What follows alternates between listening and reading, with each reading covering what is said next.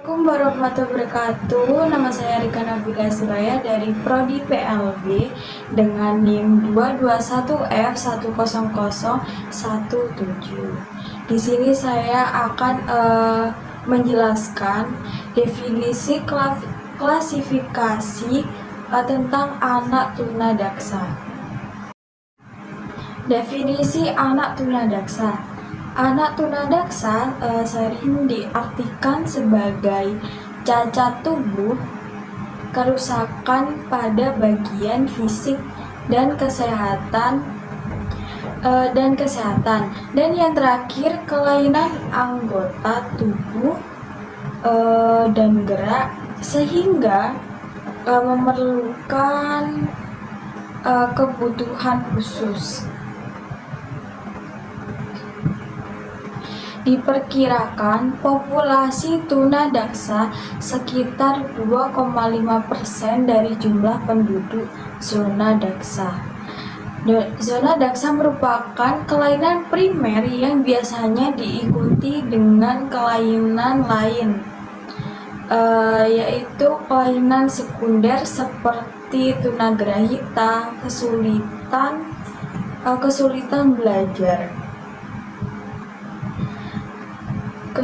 belajar, tunanetra, dan lain-lain. Karakteristik anak tunadaksa Lewandowski dan pada tahun 1980 yang mengungkapkan bahwa ada 6 faktor yang mempengaruhi diri anak tunadaksa, yaitu usia terjadinya ketunadaksaan, derajat kecacatan, kondisi-kondisi yang tampak dukungan. Derajat kecacatan, kondisi-kondisi yang tampak, dukungan keluarga dan sosial. Sikap terhadap anak tunadaksa dan status sosial lingkungan. Faktor-faktor penyebab ketunadaksaan. Terdapat 3 faktor saat dalam kandungan, saat lahir, dan sesudah lahir. Faktor penyebab ketunadaksaan pada saat dalam kandungan: kelainan fungsi anggota tubuh atau ketunadaksaan yang terjadi sebelum bayi lahir atau ketika dalam kandungan. Di antaranya dikarenakan faktor genetik, kerusakan pada sistem saraf pusat, anoksia perinatal yang disebabkan pemisah bayi dari plasenta, penyakit dari penyakit anemia, penyakit jantung, stroke, percobaan abortus atau pengangguran, gangguan metabolisme pada ibu, dan faktor resus.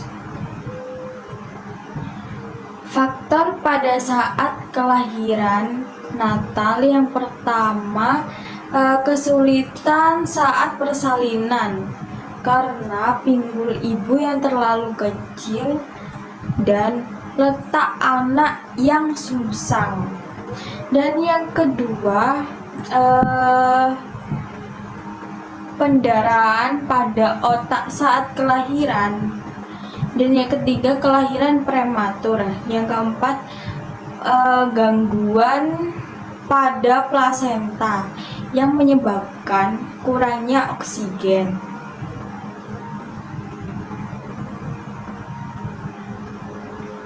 Faktor setelah kelahiran. Yang pertama, adanya penyakit meningitis, radang selaput otak, encefalis, radang otak. Yang kedua, terjadinya kecelakaan yang menyebabkan terjadinya benturan pada otak. Dan yang ketiga, pertumbuhan atau tulang yang tidak sempurna. Klasifikasi anak tunadaksa yaitu CP atau cerebral palsy, ketidakmampuan motorik atau gangguan motorik yang motorik atau gerak yang disebabkan oleh tidak berfungsinya atau terganggunya otak. Pada dasarnya cerebral palsy adalah suatu masalah pada koordinasi otot-ototnya normal, akan tetapi otot tidak mengirimkan sinyalnya untuk memerintahkan otot-otot saat menendek, mengejang atau merenggang. Penggolongan verbal palsy yang pertama menurut derajat kecacatan terbagi menjadi 3 golongan. Golongan yang pertama yaitu golongan ringan, yang kedua golongan sedang, dan yang ketiga golongan berat.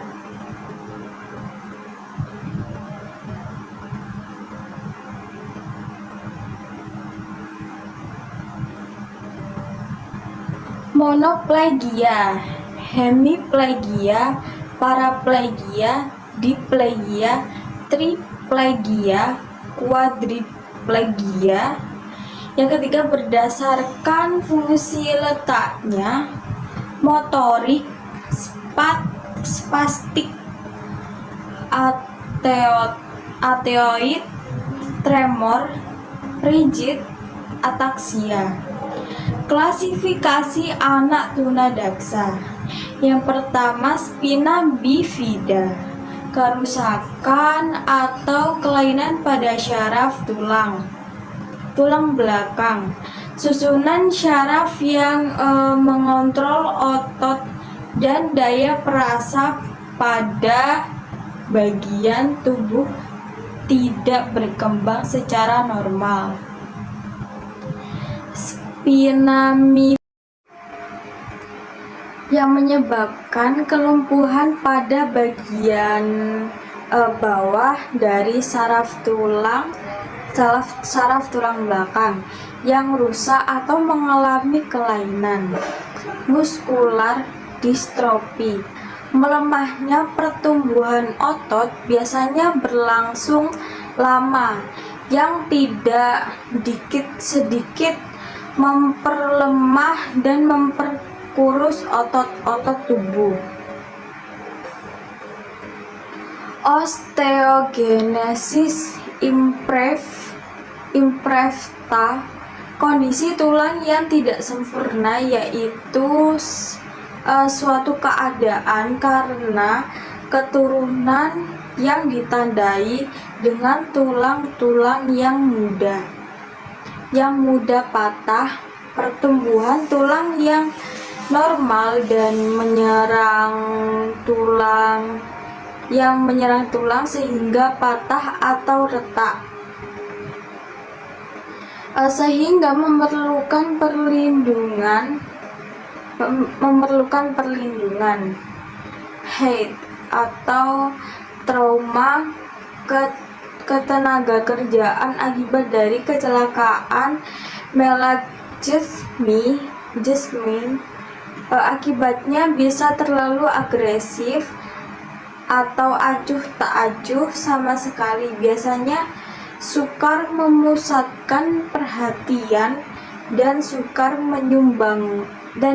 menyumbang informasi, sulit belajar, kehilangan ingatan, gangguan perseptual, dan amputasi, pemotongan anggota tubuh. Anggota buatan sering-sering digunakan untuk memberikan keseimbangan yang memungkinkan anak bisa berpartisipasi kembali. Penyakit kronis, penyakit yang berlangsung lama dan tampaknya tidak akan sembuh. Mereka perlu mendapatkan perawatan di rumah atau di rumah sakit. Epilepsi, kelainan pada otak yang kegiatan elektriknya tidak stabil. Juvenile diabetic mellitus, kelainan dalam metabolisme, yaitu pada jalur atau saluran yang dimana tubuh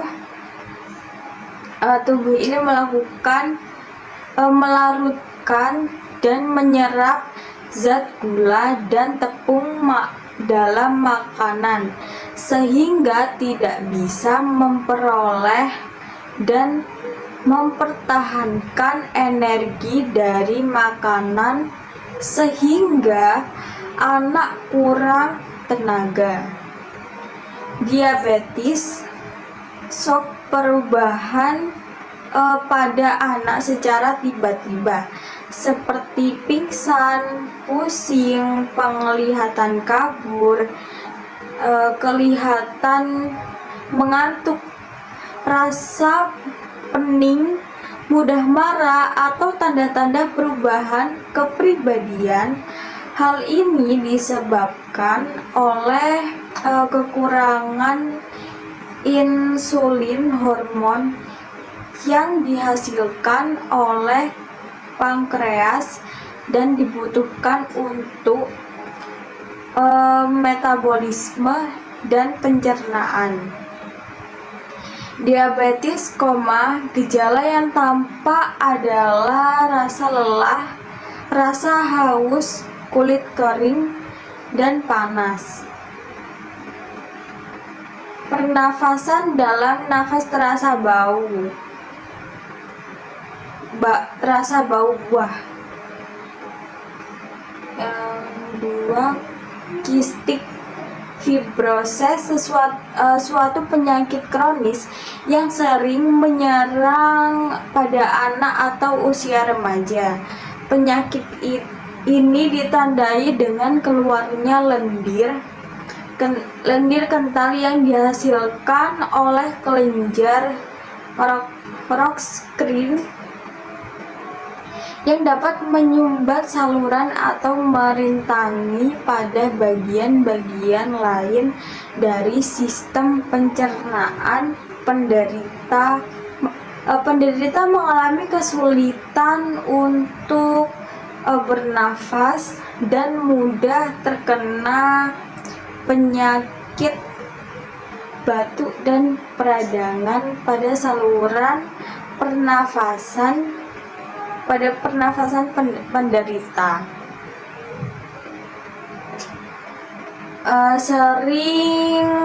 Sering buang air besar karena makanan yang dicerna sedikit, dan hemofilia, darah tidak bisa menggumpal secara cepat sebagaimana mestinya sehingga saat terjadi luka bisa menjadi masalah besar sehingga menyebabkan pembengkakan, rasa sakit, dan kerusakan yang sifatnya permanen pada tulang-tulang sendi. Luka bakar, kelainan fisik yang terjadi akibat terbakarnya bagian-bagian tubuh. Poliomielitis, spinal cord, kelumpuhan pada masa bayi yang disebabkan oleh virus yang menyerang spinal cord atau otak yang menyebabkan cacat tubuh. Tunadaksa, kelainan anggota atau gerak Yang pertama, anggota gerak tubuh. Anggota gerak tubuh lemah, jari tangan kaku, dan sulit motorik halusnya. Yang ketiga, sulit berdiri, jalan, maupun duduk. Kebutuhan anak dalam pembelajaran antara lain, yang pertama diberikan alat bantu gerak, yaitu diantara lain kursi roda, kursi roda, dan lain-lain. Yang kedua, diberikan terapi pada fisik agar bisa dioptimalkan perkembangannya.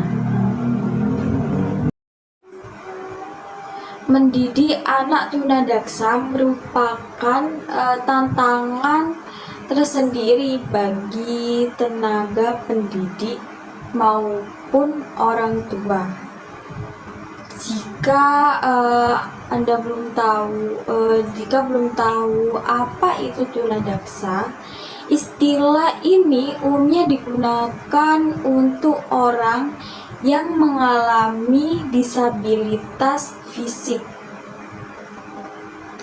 Kelainan pada sistem seorang anak dikatakan menderita tunadaksa cerebral ketika penyebab kondisi itu ada pada gangguan sistem syaraf pusat, yakni otak atau sumsum tulang belakang.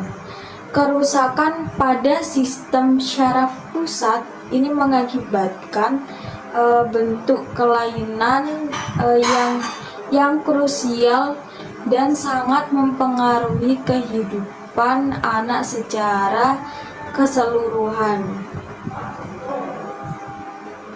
Pasalnya, otak maupun sumsum tulang belakang merupakan pusat aktivitas manusia, mulai dari kecerdasan, kesadaran, hingga kemampuan motorik kasar maupun motorik halus. Kendati demikian, derajat kecacatan fisik pada penderita kelainan ini cukup beragam, yakni tunadaksa ringan. Penderita bisa berjalan tanpa alat bantu, berbicara dengan jelas, dan dapat menolong diri sendiri dalam kehidupan sehari-hari. Tunadaksa sedang. Penderita membutuhkan treatment atau latihan khusus untuk berjalan, berbicara, dan mengurus dirinya sendiri. Misalnya, menggunakan kruk atau tongkat untuk berjalan. Tunadaksa berat. Penderita seperti dalam kondisi lumpuh otak atau cerebral palsy, sehingga tidak bisa hidup mandiri dalam kehidupan sehari-harinya. Sementara itu, jika dilihat dari banyaknya anggota tubuh yang lumpuh, jenis tunadaksa cerebral ini digolongkan menjadi beberapa golongan, yaitu menoplegia hanya satu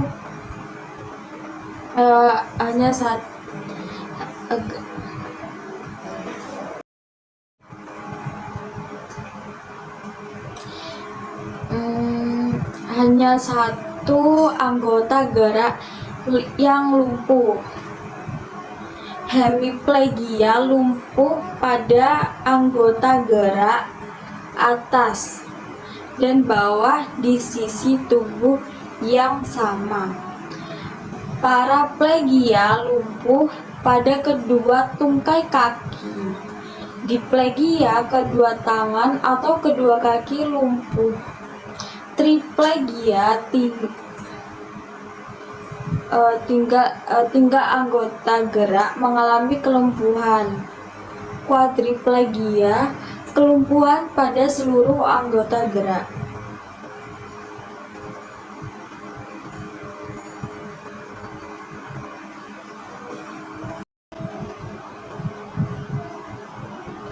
Sedangkan berdasarkan letak kelainan otak dan fungsi geraknya, anak tunadaksa serebral dibedakan atas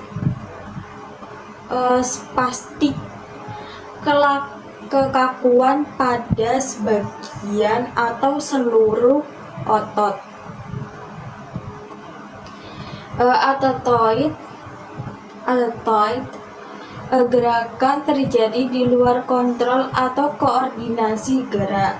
Ataksia kehilangan keseimbangan dan kekakuan terlihat saat berdiri atau berjalan. Tremor getaran kecil terus-menerus pada mata, tangan, atau kepala. Rigid kekakuan otot di mana geraknya tidak ada keluasan tipe campuran. Tipe campuran menunjukkan dua ataupun lebih jenis kelainan di atas. Anak dengan tunadaksa serebral mungkin masih memiliki anggota tubuh yang utuh, tetapi ada beberapa bagian yang lumpuh atau tidak bisa digerakkan. Bisa juga anak tersebut mengalami masalah kondisi seperti sering kejang, kaku otot, maupun kehilangan keseimbangan. Yang kedua, kelainan pada sistem otot dan rangka selanjutnya yaitu jenis kelainan di atas. Anak dengan tunadaksa serebral mungkin masih memiliki anggota tubuh yang utuh, tapi ada beberapa bagian yang lumpuh atau tidak bisa digerakkan. Bisa juga anak tersebut mengalami masalah kondisi seperti sering kejang, kaku otot, maupun hilang keseimbangan. Yang kedua, kelainan pada sistem otot dan rangka. Selanjutnya jenis tunadaksa adalah kelainan pada sistem otot dan rangka. Anak tunadaksa dalam kelompok ini adalah mereka yang memiliki kelainan pada anggota tubuh seperti kaki, tangan, sendi, dan tulang.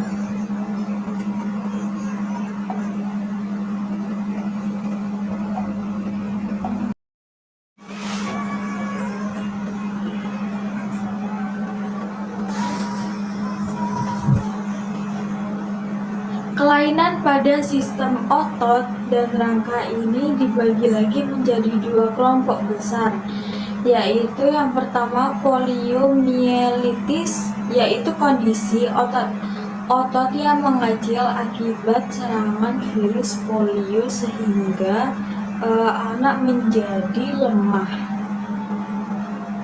Anak menjadi lemah dan tidak bertenaga. Distrofi otot yaitu terjadinya kelumpuhan pada fungsi otot dan sifatnya progresif alias memburuk seiring bertambahnya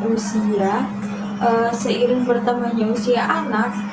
Spina bifida yaitu cacat lahir ketika tulang belakang dan sumsum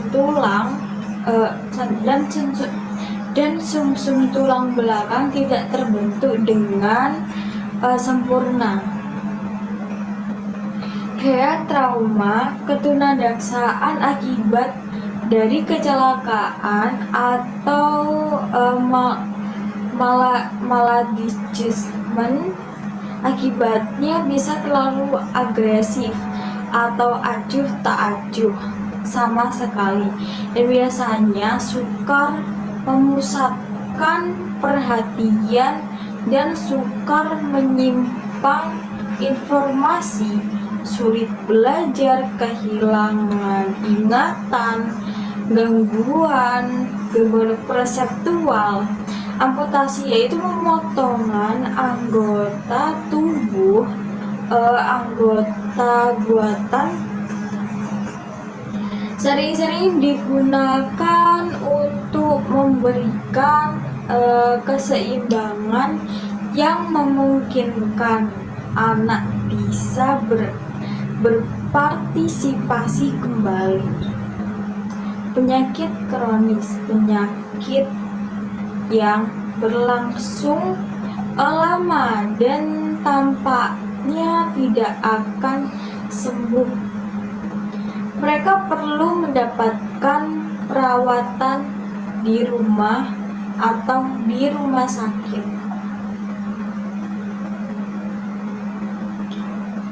Epilepsi, kelainan pada otak yang kegiatan elektriknya tidak stabil. Ini kayak sudah yang menyebabkan pembekakan, rasa sakit, dan kerusakan yang sifatnya permanen pada tulang-tulang sendi. Luka bakar atau kelainan fisik yang terjadi akibat terbakarnya bagian-bagian tubuh. Poliomyelitis spinal cord, kelumpuhan pada masa bayi yang disebabkan oleh virus yang menyerang spinal cord atau otak yang menyebabkan cacat tubuh. Spina bifida, kerusakan atau kelainan pada syaraf tulang pada tulang belakang. Susunan syaraf yang mengontrol otot dan daya perasa pada bagian bawah tubuh tidak berkembang secara normal. Spina bifida menyebabkan kelumpuhan pada bagian bawah dari saraf tulang belakang yang rusak atau mengalami kelainan. Muskular distrofi, melemahnya pertumbuhan otot biasanya berlangsung lama yang sedikit demi sedikit memperlemah dan memperkurus otot-otot tubuh. Osteogenesis imperfecta, kondisi tulang yang tidak sempurna, yaitu suatu keadaan karena keturunan yang ditandai dengan tulang-tulang yang mudah patah atau pertumbuhan tulang yang normal dan menyerang tulang hingga patah dan retak, sehingga memerlukan perlindungan sehingga memerlukan perlindungan.